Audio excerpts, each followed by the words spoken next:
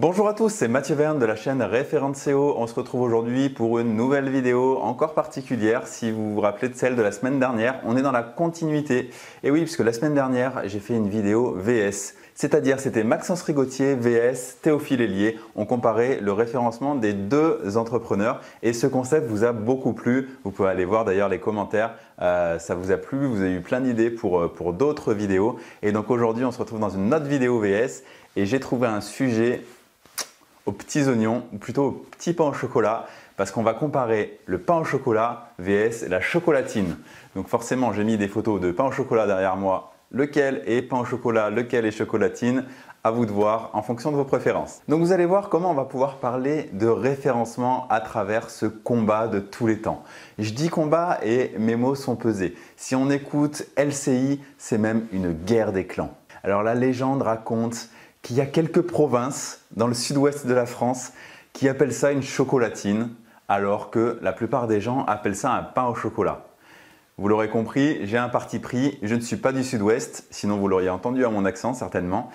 Donc on va essayer de voir aujourd'hui si j'ai raison, si on parle bien de pain au chocolat ou de chocolatine. Mettez un like sous la vidéo déjà si le sujet vous plaît. Moi je trouve que l'angle d'attaque va être super intéressant pour étudier ça avec les outils du référencement. Et oui, parce que Google met à notre disposition des tas d'outils qu'on peut utiliser pour faire des études de marché assez poussées. Donc là on va l'utiliser pour le combat pain au chocolat vs chocolatine, mais il faut savoir que ça peut être utilisé pour des choses bien plus importantes. Par exemple, c'est ce qui est utilisé pour les élections américaines, pour suivre en fait, pour faire des sondages. Plutôt que d'aller faire des sondages dans la rue, maintenant on regarde les signaux donnés par le web entre autres. Et ça, c'est des infos que vous pourrez retrouver dans un bouquin très intéressant que j'ai non pas lu mais écouté grâce à Audible, sur lequel il y a des livres audio. Donc je vous encourage à aller écouter ou lire ce livre. Il s'appelle « Tout le monde ment et vous aussi ». Internet et le Big Data, ce que nos recherches Google disent vraiment de nous. C'est un livre de Seth Stephens Davidowitz et je vous mettrai le lien bien sûr en description. Allez, revenons-en à nos pains au chocolat. On va aller étudier du coup quel terme a le plus de recherches finalement, donc celui qui est normalement le plus populaire. Et puis de là va en découler plusieurs outils, plusieurs analyses qui vont nous permettre d'essayer de comprendre un maximum de choses sur ce combat entre les deux termes utilisés. Et donc ça, vous allez pouvoir l'utiliser de deux façons. Donc si vous êtes entrepreneur et que vous avez un site internet, vous allez pouvoir utiliser ça pour analyser la stratégie de mots-clés de vos concurrents par exemple. C'est un exemple parmi tant d'autres. Et si vous êtes utilisateur, vous allez pouvoir vous en servir pour rechercher différemment, mieux comprendre comment fonctionne l'algorithme de Google et finalement arriver encore plus facilement à trouver ce que vous recherchez. Et je ne sais pas si ça vous l'a déjà fait, mais moi on me dit souvent que je suis efficace pour trouver ce que je recherche dans Google. Parce qu'il ne suffit pas de marquer des mots-clés comme ça, il faut aussi comprendre comment le moteur de recherche fonctionne et du coup on peut spécifier des recherches plus ou moins précises et avec des commandes plus ou moins compliquées, on va pouvoir avoir des recherches encore plus affinées et vous allez voir ça dans cette vidéo. Allez, on passe sur l'ordinateur et on voit ça concrètement. Voilà, donc on se retrouve sur Google et on va faire déjà deux tests très simples. On va taper pain au chocolat et dans un autre onglet chocolatine. Et là, on va regarder une première information. On voit ici le nombre de résultats affichés par Google sur le terme pain au chocolat. Donc là, on voit qu'il y a 101 millions de résultats.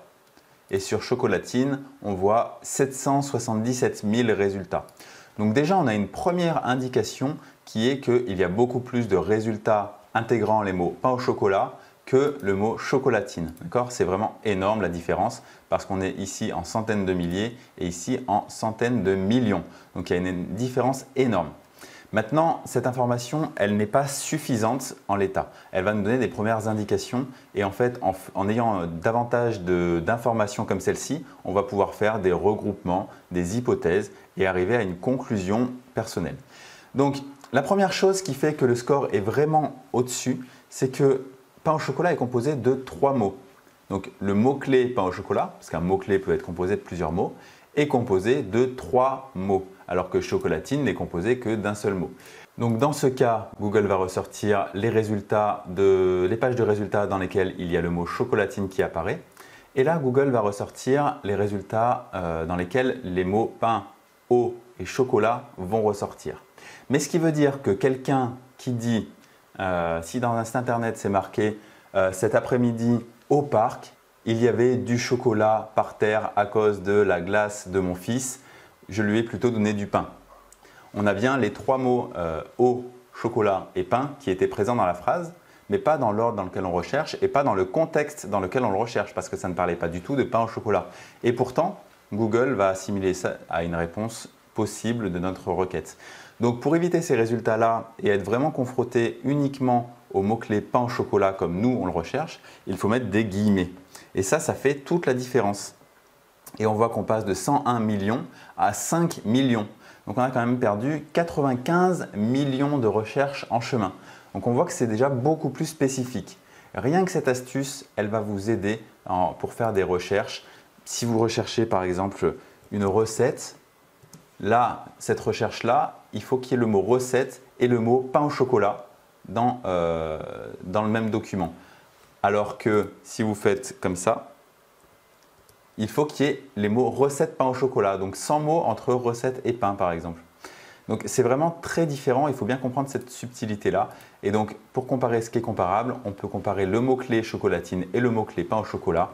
Donc on a 5 millions de résultats d'un côté et 777 000 de l'autre. Donc on voit que pain au chocolat a l'air plus populaire parce qu'il est plus recherché. D'accord ? Donc on a cette première indication. Maintenant, on peut faire une autre commande, on va appeler ça une commande. On a déjà vu une première commande dans la vidéo précédente, c'était la commande site 2 points et on recherchait un site derrière. Je vous mets la fiche de la vidéo précédente si vous voulez aller la voir. Ici, on va utiliser une autre commande qui s'appelle inTitle. Donc inTitle, hop là, 2 points, pas d'espace derrière. Et là, on va rechercher tous les sites pour lesquels le title, donc la balise titre de Google, on va y revenir, contient les mots-clés pain au chocolat, comme ça qui se suit. Donc déjà, normalement, ce premier résultat ne va pas être conservé parce qu'on a pain au pluriel. Et donc, dans la balise title qui apparaît ici, il n'y a pas le mot-clé pain au chocolat de la façon dont je l'ai écrit ici. Celui-ci devrait rester, celui-ci ne devrait pas rester. Vous comprenez la différence. Donc, je recherche, entrée, voilà. Donc là, j'ai bien pain au chocolat dans le title. Ici aussi, ici aussi, ici aussi, ici aussi. Vous voyez, partout en fait. Il y a bien pain au chocolat tel que je l'ai écrit. Et on peut faire, donc là on a 62 000 résultats. Et on peut faire la même chose ici. Bon, pas de besoin de guillemets ici comme il y a un seul mot. Hein. Et là on a 27 000 résultats avec le mot-clé chocolatine. Donc 62 000 de l'un, 27 000 de l'autre. Donc ça, c'est vraiment des sites, on est encore plus pertinent parce que c'est des sites qui l'ont mis dans leur titre principal. D'accord ? La balise titre, on peut la retrouver si on prend ce site par exemple. On va le retrouver également ici, le titre chocolatine ou pain au chocolat, enfin la vraie réponse. Souvent, c'est également le titre de l'article ici. Ici, c'est une balise H1, ce n'est pas vraiment la balise title, mais c'est souvent les mêmes qui sont utilisés. Et on peut aller dans le code source de la page, voir vraiment le code en faisant CTRL-U sur votre clavier. Ou alors, clic droit, afficher le code source de la page. C'est pareil. Et là, on va donc rechercher l'élément title. Il est donc ici. On voit, ça commence toujours par title et ça finit par title avec un slash à la fin. Et donc notre title, c'est Chocoblast, chocolatine ou pain au chocolat, enfin la vraie réponse. Donc c'est bien cet élément qui s'affiche ici, qui s'affiche ici et qui s'affiche dans les résultats de Google ici. Au passage, on voit qu'il y a une petite différence. Là, Chocoblast est marqué au début de la balise title en réalité et Google, lui, ne l'affiche qu'à la fin. Parce qu'il a la possibilité de faire des petites différences de title s'il trouve ça plus judicieux, plus pertinent. C'est pas grave, là c'est que la marque, donc ça ne change pas grand chose, mais il faut vraiment essayer d'avoir une balise title qui soit la plus pertinente possible. Alors ensuite, le deuxième outil que je voulais vous montrer, c'est un outil vraiment formidable pour suivre les tendances. Ça s'appelle Google Trends. Alors par défaut, on voit là géo égale US, ça veut dire qu'on est géolocalisé aux États-Unis. Donc soit on change ici FR, soit on vient changer ici et on choisit France Et on voit que ça fait la même chose, ça l'a réécrit ici. Donc, ici, on va rechercher notre terme pain au chocolat. Google Trends va vraiment nous donner des tendances. Donc, on ne va pas avoir de chiffres exacts. On va avoir tout sur ce qu'ils appellent une base 100. En statistique, on utilise une base 100. On voit que le résultat le plus fort, c'était dans la période du 12 au 18 avril. Et donc, on voit pain au chocolat 100. Ça veut dire que c'est notre référentiel. Ce qui veut dire que si ici, on est à 41, du 17 au 23 mai, le nombre de recherches qui a été effectué sur le terme pain au chocolat a été à la hauteur de 41% du maximum. Donc si ici, il y avait eu 1000 recherches, ici, il y en aurait eu 410 dans cette période-là. D'accord? Donc on peut comparer pain au chocolat et chocolatine. On voit bien qu'on est en France, il faut bien faire attention à ça. Hein. Et donc là, on a pain au chocolat en bleu et chocolatine en rouge. Alors, il y a deux informations qui sont importantes ici. C'est que pain au chocolat est tout le temps supérieur à chocolatine. Donc il semblerait que dans les tendances, ce soit quelque chose de plus pertinent, de plus populaire. Donc ça confirme l'information qu'on a eue avant. Et plus on va avoir d'informations confirmées les unes par rapport aux autres, plus on va pouvoir se dire que notre hypothèse est correcte. Et la deuxième information qui est assez particulière, c'est que là, il y a quand même un pic très particulier pour le coup, qu'on retrouve beaucoup moins sur la chocolatine. Et alors ce pic, il est, on va dire, entre mi-mars et le 10-16 mai. Alors je ne sais pas si vous vous en souvenez, mais dans cette période-là, on était confinés. Donc il semblerait qu'il y ait un lien avec ça. Alors pourquoi exactement? C'est là qu'on va faire des hypothèses et qu'on n'est sûr de rien. On va essayer de comprendre un peu plus. Mais là, moi, l'hypothèse que je fais directement, c'est de me dire, ok, pendant cette période-là, peut-être que les gens ont plus cuisiné et n'ont pas pu aller acheter leur pain au chocolat à la boulangerie de façon aussi simple qu'avant. Alors peut-être qu'ils ont essayé de faire des pains au chocolat par eux-mêmes et qu'ils ont recherché des informations là-dessus. Voilà l'hypothèse que je fais à ce moment-là. Maintenant, on va pouvoir également mettre les guillemets ici, parce que vous vous en souvenez, ça peut changer les choses. Là, on voit que ça ne change pas tout à fait, très légèrement la tête de cette courbe, mais c'est quand même similaire, hein, très similaire. Ok. Donc là, ça ne change à rien ou pas grand-chose. Qu'est-ce qu'on peut regarder d'autre? Si on descend, on voit que le mot-clé chocolatine est particulièrement utilisé dans deux départements, Midi-Pyrénées et Aquitaine. Donc on parlait du sud-ouest en début de vidéo. On voit bien que ce terme est utilisé principalement dans le sud-ouest. Voilà, pain au chocolat, c'est recherché à peu près pareil partout. Il n'y a pas vraiment de région qui s'en détache. Par contre, très clairement, chocolatine, c'est le sud-ouest. Donc on avance un peu plus. Si on n'avait pas cette info à ce moment-là de savoir que c'était quelque chose qui était utilisé spécialement dans le sud-ouest, on l'aurait compris à ce moment-là. Tout comme si on parle d'élection, on peut savoir quel parti, en mettant un homme politique et un autre dans les deux suggestions, on va pouvoir savoir quels sont les départements qui s'intéressent le plus à un homme politique. Et on sait que, enfin, on sait, c'est ce qui a été validé finalement parmi ces études-là, c'est que quelqu'un qui recherche pain au chocolat vs chocolatine par exemple, ou un homme politique vs un homme politique, a un parti pris pour le premier terme. D'ailleurs, je vous l'ai dit en début de vidéo, j'ai un parti pris pour pain au chocolat par rapport à chocolatine et j'ai toujours fait ma recherche avec pain au chocolat en premier, sans le vouloir. C'était vraiment pas quelque chose de conscient, mais ça donne une information supplémentaire. Donc là, je suis assez déçu pour Vicente Lizarazu, qui est donc un ex-footballeur et qui est du sud-ouest, qui, pour lui, il n'y a que la chocolatine qui existe, il le dit, il l'affirme, c'est vraiment quelque chose qui fait presque partie de son image. C'est pour dire à quel point c'est quand même un combat puissant, ce pain au chocolat vs chocolatine. Et bien sûr, il se confie à Sud-Ouest, hein, ce n'est pas le Parisien qui est venu l'interviewer sur ce thème. Donc maintenant qu'on a les tendances, on va essayer de comprendre vraiment les volumes de recherche et peut-être essayer d'expliquer davantage cette augmentation qu'il y a eu pendant le confinement, voir si c'est vraiment lié à ça. Pour ça, on va utiliser un autre outil qui n'appartient pas à Google et que j'ai utilisé dans la dernière vidéo parce que c'est vraiment un outil que j'utilise énormément, c'est Rank Explorer. Donc sur Rank Explorer, la dernière fois, on avait vraiment analysé les sites internet des deux entrepreneurs et là, on va analyser des mots-clés pour changer. Donc on va analyser le mot-clé pain au chocolat et le mot-clé chocolatine. Alors, on voit deux choses très intéressantes, c'est que le volume de recherche mensuel, c'est-à-dire le nombre de fois où ce mot-clé est recherché tous les mois dans Google. Là, on n'a pas besoin de guillemets parce que l'outil a compris qu'on recherchait un mot-clé, donc il le fait directement avec le guillemet. C'est 9900 recherches mensuelles. et on voit une saisonnalité. On ne voit pas de pic au mois de mars, avril, mai comme on l'a vu sur Google Trends. Là, sur Chocolatine, c'est 9900 aussi et pareil, pas de pic spécifique. Donc là, l'information qui vient nous perturber un petit peu, c'est qu'on a le même nombre de recherches mensuelles sur un terme et sur l'autre. Ce qui vient un petit peu casser notre hypothèse que pain au chocolat est plus populaire que chocolatine. Si c'était vraiment le cas, alors pourquoi ils ont le même volume de recherche? Donc on va tenter de comprendre ça. Alors en voyant que la saisonnalité n'est pas plus forte en mars, avril, mai, ce qu'on peut faire, c'est ici revenir sur Google Trends et ne pas comparer sur 12 derniers mois, mais sur de 2004 à ce jour par exemple. On peut remonter vraiment très très loin. Et là on voit qu'il y a eu d'autres pics, mais ce n'est pas chaque année. Parce que là on était en 2016, octobre, et là octobre 2012.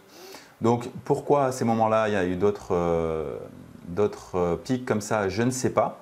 En tout cas on voit que le pain au chocolat depuis 15 ans du coup gagne en popularité parce qu'il est plus recherché, il a une tendance haussière. Donc on peut voir ça aussi si vous voulez lancer un business sur un produit en particulier, vous pouvez voir l'évolution que le produit a. Là on peut se dire ok, le pain au chocolat a de l'avenir parce que c'est quelque chose qui est de plus en plus recherché. Si on avait la courbe inverse et qu'on voulait devenir un pâtissier spécialisé du pain au chocolat, on pourrait se dire qu'il y avait un risque. Donc là, il n'y a rien qui explique vraiment qu'à cette époque-là, on puisse avoir un pic. Donc on reste sur notre hypothèse du confinement.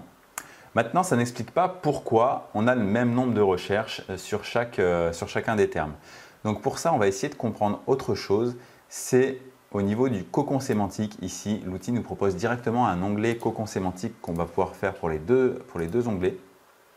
Pour comprendre les autres termes liés à pain au chocolat d'un côté et à chocolatine de l'autre. Donc on voit qu'il nous propose bien chocolatine et il nous propose aussi recette pain au chocolat. Pain au chocolat ou chocolatine, on voit que c'est quelque chose qui est important, dans les deux sens d'ailleurs. Et on voit que celui qui est le plus recherché, c'est celui qui commence à pain au chocolat. Donc ça doit vous rappeler quelque chose que je vous ai dit tout à l'heure. Donc vraiment, l'autre terme phare, c'est recette pain au chocolat. Donc on peut se demander, est-ce que recette chocolatine est recherchée autant de fois que recette pain au chocolat ou pas? Et là, recette chocolatine n'apparaît pas. Recette, il apparaît là, 480 fois. Nouvelle information très intéressante, 480 fois contre 3600.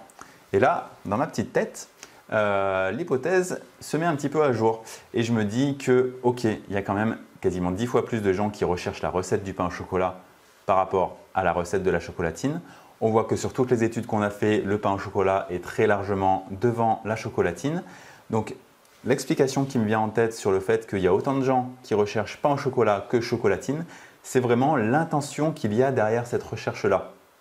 Peut-être que ce sont simplement des personnes qui recherchent des informations sur le pain au chocolat en tant que tel et la chocolatine en tant que telle, et peut-être sur leur combat, vu qu'on voit que c'est quelque chose qui est quand même qui revient assez souvent. Et donc, ce n'est pas tant qu'ils recherchent à aller acheter un pain au chocolat ou à faire un pain au chocolat ou connaître sa recette, parce qu'on voit que là, les différences sont très marquées, mais c'est peut-être simplement qu'ils recherchent une information générale là-dessus. Et si on revient à notre requête de base, on voit que le premier résultat, c'est vraiment, bon, il y a Marmiton ici, donc c'est quand même la recette, mais il y a Wikipédia qui vient expliquer finalement ce que c'est qu'un pain au chocolat. Et ici, chocolatine, on a Wikipédia qui ressort aussi. Donc, c'est vraiment une hypothèse, hein, j'ai aucune certitude, mais j'ai l'impression que les gens recherchent plus de l'information sur l'histoire finalement du pain au chocolat, de la chocolatine, des noms qui leur sont donnés, parce qu'on voit qu'il y a même d'autres noms qui sont donnés, plutôt que vraiment à utiliser ce produit en quelque sorte. C'est l'hypothèse que je fais. Je n'ai pas de garantie que ce soit le cas, que ce soit la vérité, mais c'est la seule explication plausible que je trouve pour l'instant.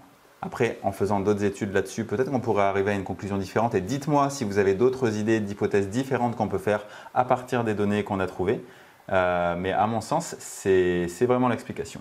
Voilà, donc à travers tous ces outils, vous voyez qu'on peut faire une analyse, qu'on peut faire des hypothèses, qu'on peut vraiment arriver à des conclusions qui nous sont personnelles, hein, parce qu'il n'y a pas de moyen de le vérifier de façon officielle. Mais c'est comme ça que vous allez arriver à comprendre comment évoluent vos concurrents par exemple et comment ils se référencent, sur quels mots-clés ils ont choisi de travailler. Vous allez pouvoir comprendre l'évolution d'un mot-clé, les tendances qu'elles ont, le volume de recherche de ce mot-clé-là.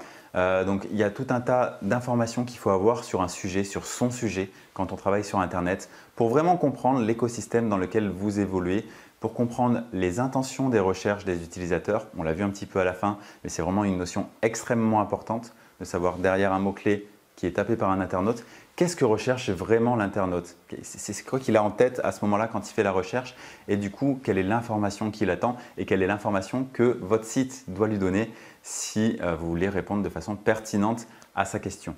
Parce qu'on parle souvent de pertinence dans les contenus, dans les choses comme ça, mais en fait le cœur de la pertinence, c'est vraiment de comprendre le problème de la personne qui tape un mot-clé et d'y répondre de la façon la plus satisfaisante possible.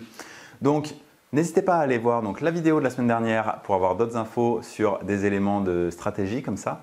Et puis, on se retrouve peut-être pour une prochaine vidéo VS la semaine prochaine ou une prochaine fois. N'hésitez pas à me donner des suggestions sous la vidéo de sujets que vous voudriez qu'on aborde, que ce soit des mots-clés, des sites internet ou autre chose.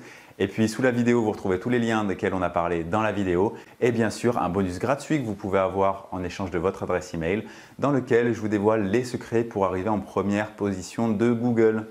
Vraiment comprendre tous les enjeux qu'il y a derrière et comment faire pour y aller pas à pas avec méthodologie. C'est ça le secret de la réussite notamment.